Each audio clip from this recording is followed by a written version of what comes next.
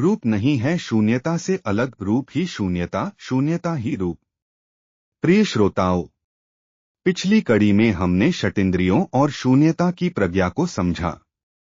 आज हम हृदय सूत्र के सबसे प्रसिद्ध वाक्य का विश्लेषण करेंगे। शारिपुत्र, रूप शून्यता से भिन्न नहीं, शून्यता रूप से भिन्न नहीं, रूप ही शून्यता है, शून्यता ही रूप है। वेदना, संज्ञा, संस्कार, विज्ञान ये सब भी ऐसे ही हैं।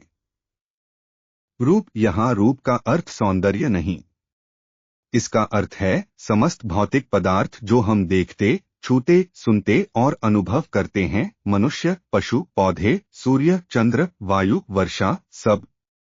भिन्न नहीं, इसका एक अर्थ है अलग नहीं, अर्थात रूप और शून्यता एक दूसरे से अविभाज्य हैं। रूप शून्यता से भिन्न नहीं, अवलोकितेश्वर ने शारिपुत्र को अपने साधना ज्ञान का सार बताया।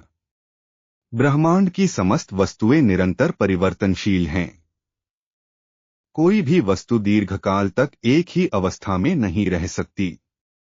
संपूर्ण ब्रह्मांड एक विशाल कारण कार्य जाल है, सब कुछ एक दूसरे से जुड़ा, प्रत्येक छोटी बड़ी वस्तु इस जाल में बंधी। यह हमारे भारत की प्राचीन परंपरा परिवर्तन की पुस्तक का भी केंद्रीय विचार है। सब कुछ परिवर्तनशील है। रूप ही शून्यता है, इस वाक्य का व्यावहारिक अर्थ।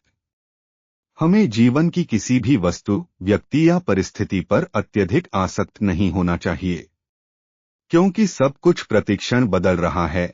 यदि हम अपने मन को किसी अस्थायी अवस्था से दृढ़ता से जोड़ लें, तो यह प्रकृति के नियम के विरुद्ध है। जब सौभाग्य आए, अत्यधिक उत्साहित मत हो, क्योंकि यह बदलेगा। जब कठिनाई आए, निराश मत हो, क्योंकि यह भी बदलेगा। शून्यता ही रूप है, निरंतर परिवर्तन के कारण ही नई संभावनाएं जन्म लेती हैं। जो आज हमारे पास है, एक दिन जाएगा, जो आज नहीं है, एक दिन आएगा। यह एक अनंत चक्र है, बिना आरंभ, बिना अंत। जीवन और मृत्यु एक दूसरे के मूल हैं।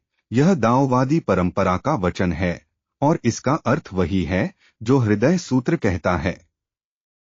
वेदना, संज्ञा, संस्कार, विज्ञान ये सब भी ऐसे ही हैं। हमारी अनुभूतियां, विचार, क्रियाएं और बोध ये सब भी निरंतर बदलते हैं। किसी भी मनुष्य पर या किसी भी घटना पर यह हमेशा ऐसा ही रहेगा का ठप्पा मत लगाओ। पूरी मानवजाति इसी तरह पुरानी धारणाएं तोड़ती है, नई बनाती है। एक समय पृथ्वी ब्रह्मांड का केंद्र है माना जाता था। फिर कोपरनिकस ने सूर्य केंद्रित सिद्धांत दिया। फिर पता चला सूर्य भी आकाशगंगा के किनारे हैं। यही वेदना, संज्ञा, संस्कार, विज्ञान सब शून्यता है। बौद्ध धर्म हमें अधिक प्रसन्न, अधिक सक्रिय और अधिक आशावादी बनाता है, निराश और निष्क्रिय नहीं। भगवान बुद्ध और आचार्य ह्वेनत्सांग दोनों के जीवन में अत्यंत परिश्रम और दृढ़ता थी। अगली कड़ी में हम शारिपुत्र, यही समस्त धर्मों का शून्य स्वरूप है, सर्वधर्म शून्यता को समझेंगे। हमारे साथ बने रहिए। धन्यवाद।